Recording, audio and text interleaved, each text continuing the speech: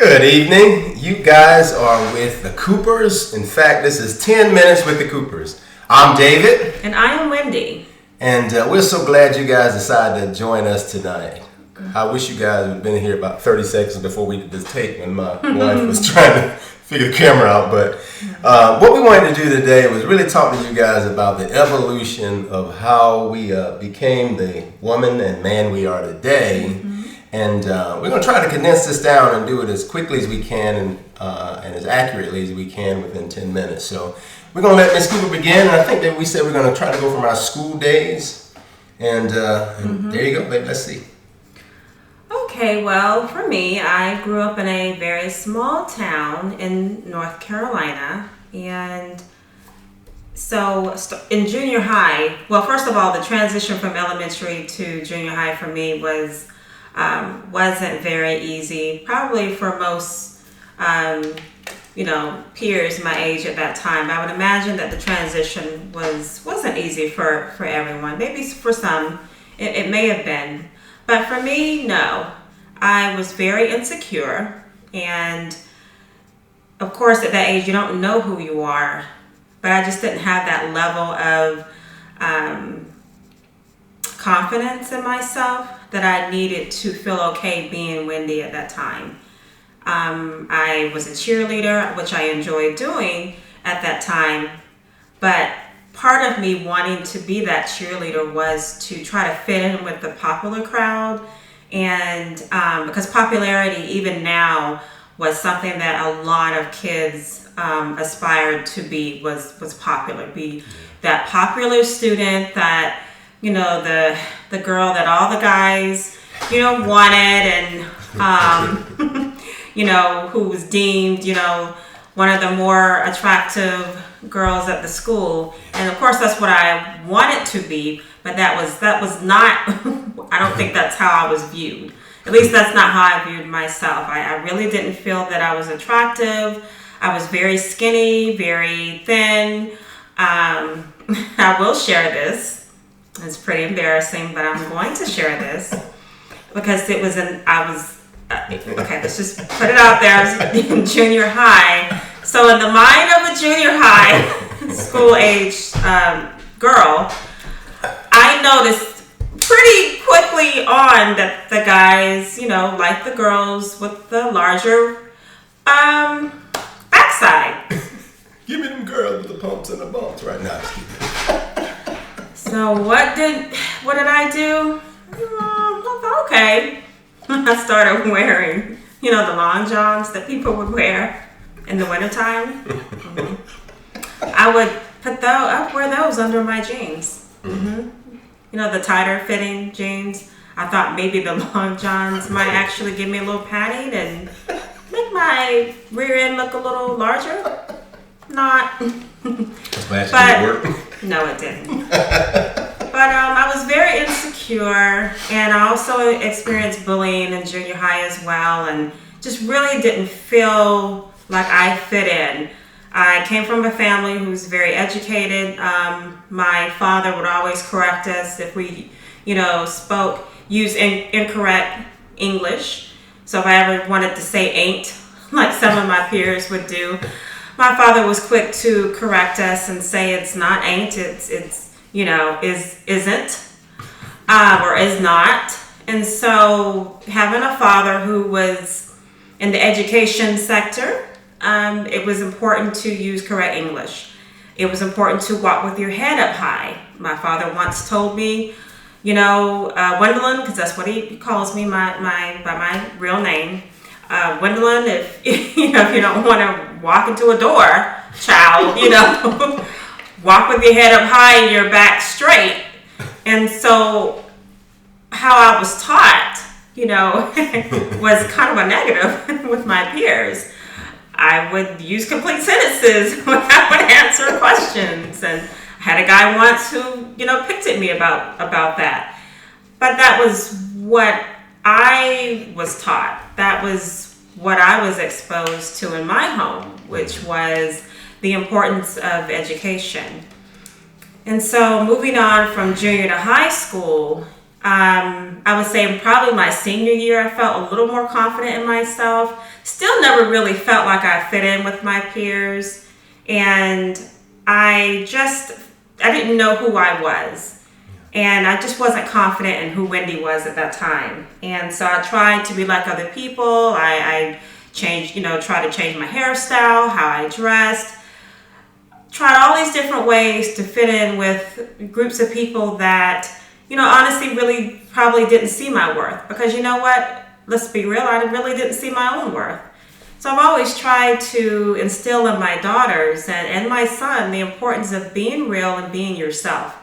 Because at the end of the day, you have to be true to who you are. And if people are not going to accept you for who you are, then those are not the type of friends you want to have anyway. And I wish that I had known that then. I think that my experience in junior and high school would have been more positive. But moving on from that, I went on to college, and I made sure that I attended a school that was far away from just a lot of the negativity that I had experienced in high school. I just wanted to get as far away from my hometown as possible. I really just didn't have a great experience. I just felt awkward. I didn't believe in myself as much as I needed to or should have. So I attended UNC Wilmington, which was by the coast in North Carolina. It was about 4 hours from my hometown. And I will tell you, that was probably one of the best decisions that I had made for myself. I really blossomed as a leader. I was senior class president. I was a member of the local NAAC chapter on our campus. I think I was secretary to Black Student Union. Someone from UNC Wilmington who might be watching this, please help me with that. If you remember, I can't remember if I was vice president or secretary. But the point I'm making is that I became a leader, and I was really involved on campus, and I really blossomed. I truly learned more about who I was, and I became more confident in my own skin. I became more confident being Wendy. Did I make mistakes in college? Yes, a lot of college students do, which is why I've always stressed with my daughters, when you go to college, understand that there are going to be a lot of temptations and a lot of things that can get you off focus on your goal. So always stay focused. I would say I did get off focus my freshman year, and I had to do the work, to get my GPA up in order to graduate on time. Maybe you want to tell people what GPA was? I'm not telling them what my GPA was at that time. Mine was better, right? Shut up. Well, I got off focus. And that's what happens when you get off focus, which is why I told my daughters to make sure that they stay focused on their goal. But in spite of that, I learned who I was as a young woman. I learned more about my gifts and my talents. Being able to speak as senior class president on my graduation day, representing the senior class, speaking in front of thousands of people, was a pretty big high for me. I had an amazing speech that I wrote the day before. Thank my father for that talent, because I would see him writing his speeches, and I think I took from that and gleaned from that moment, and I used that to write this really, really good speech, I thought.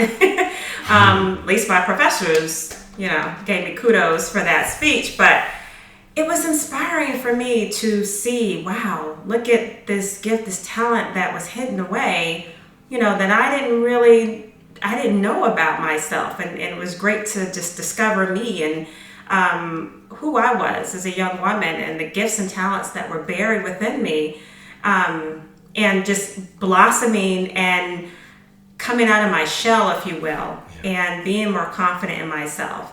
And then graduating from college and, getting my first job, I was in a management trainee position with a company, and things were going well. And my husband and I had actually met in college. And so when I graduated, we were dating at that time, and not an unfortunate thing, just the timing was off. We, found out we were pregnant with our oldest, Imani. And I would say that that was probably a time in my life when I felt pretty lost and pretty down. It was one of the lowest points in my life, being pregnant, and then this new job that I had as in management, being a management trainee. At that time, I'm losing my words here, but to lose that job, because they did not want to invest that money in that, because you have this 90-day, period where they're, trying to determine, if you are gonna work for their company, be that right fit. In that 90-day period, I had, shared that, I was expecting. I'm 21, just graduated from college. I don't have that type of experience, in a corporate America setting. So there was a lot of unknowns and things that I just wasn't aware of, and so I was let go. So here I am, recent college grad, been let go from my job, and I'm pregnant, and I don't have my own place. I was actually living at home at the time, and it was a pretty low for me. So I had to suck it up and woman up. And I would say that was that moment, that was that defining moment in my life where I truly became a woman. Oh, wow. Well, you guys can see that there's quite a bit to this story. And for the sake of really honoring what you shared, baby, I think this is a great stopping point tonight. Your path to that place where you evolved and realized there's a price to pay to be a woman. Yes. So we're going to stop here, and we hope you guys enjoy this. The next time we share, I'll kind of share my path to the same place. And keep it up, keep it here, and thanks for being with us. 10 minutes with the Coopers. You. Actually turned to 12 minutes with the Coopers, but we love you guys. Take care.